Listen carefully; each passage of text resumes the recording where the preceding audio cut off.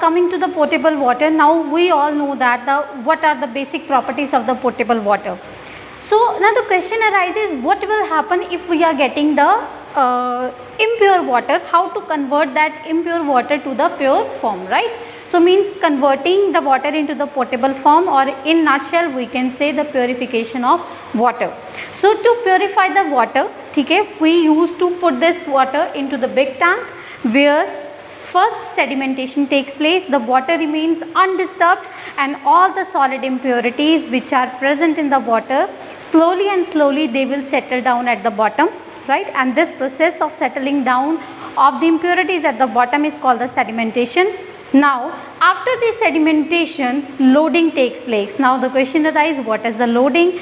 In loading, potash alum is added to this water from in which the sedimentation is already took place, right?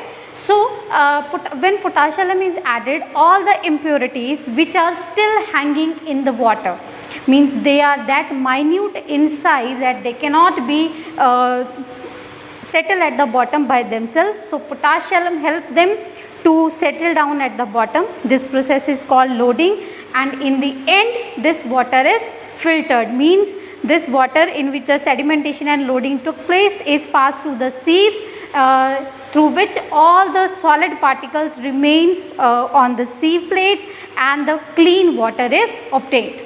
So coming to the other part now all the solid impurities are removed. Now when you see that water, when you look at that, you will realize this water is clear.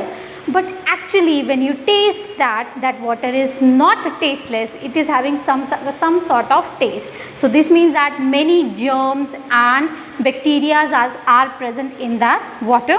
So for the destruction of the germs present in the that water which have already gone through these three processes, so the first chlorination will be done. Now what is the chlorination? Chlorination is the process of adding chlorine to the water.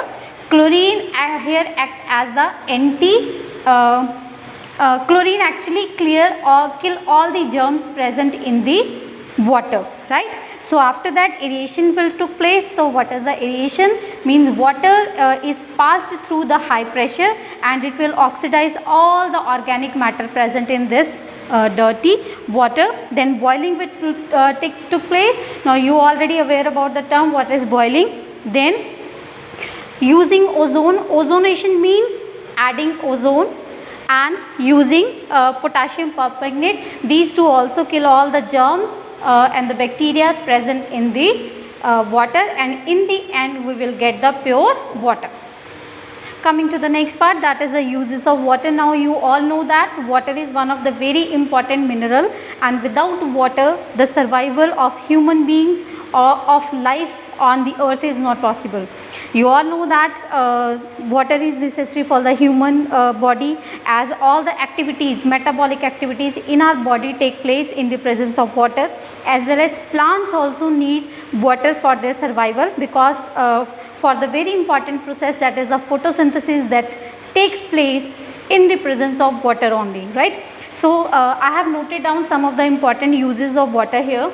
So first is the daily routine. We need water to cooking, to bathing, to clean utensils, as well as clean the our clothes, etc.